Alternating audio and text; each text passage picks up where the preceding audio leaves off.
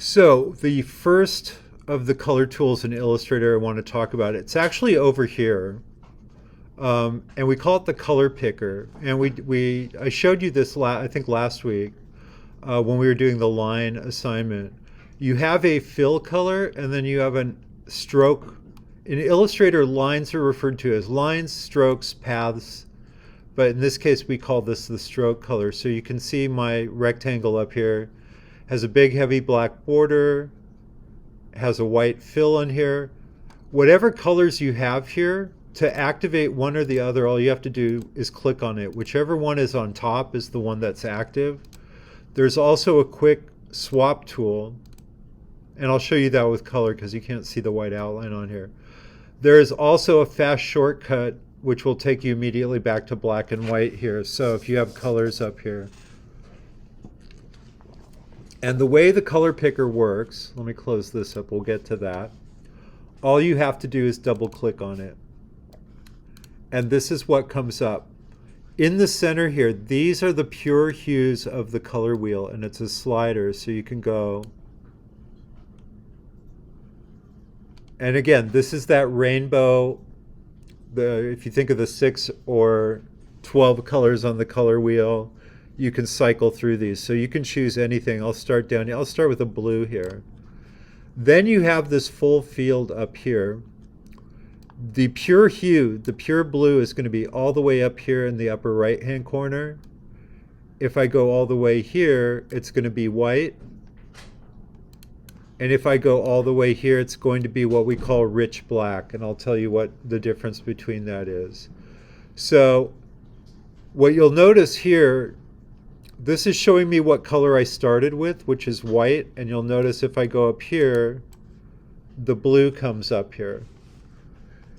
In addition to that, and we're going to talk more about this when we talk about printing, you'll notice, look over here. If I go up into some of these colors, you'll see a warning crop up here. When we talk about printing, it's not possible to recreate the entire color spectrum using the standard CMYK printing that we all use.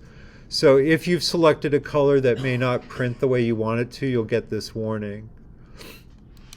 When you move this around, you'll see all the numbers down below moving around too. Here's the RGB color space. So if you know you are designing something that is always going to be on a device, either it's a web page that's always going to be viewed on a monitor or a phone or a device or an app, anything that's going to be in that additive space, which is RGB, these are the color values. And if you change these, you can see the colors will move around on there. If you're working in print, as I move these colors around, you can see, and we'll talk more about the CMYK color space coming up here with printing. This will give you those 4 values. I want to show you one thing, though, that confuses people. People think, well, I want my logo to be black, so I'm going to set, and again, we haven't really covered this, but I'm assuming most of you know that cyan, magenta, yellow, and black. If you have a desktop printer, if you've ever had to change cartridges, you get what that is. People think that if I want a black logo, I'm just going to do 100% black and none of the other colors. Here's where it falls over here. It's not actually the darkest color that you can get. To get the darkest color, if you drag this all the way down to either of these corners, you will get what we call rich black. And you can see it's not completely 100% black, but it's got a lot of the other colors in there. And that will give you a much kind of richer looking black than you would get just using one ink on there. The other thing I want to show you on here, and let me choose a different color. You'll notice there's a checkbox down here, only web colors. In all honesty, I don't know how accurate this is anymore, but once upon a time, they decided it was impossible on devices.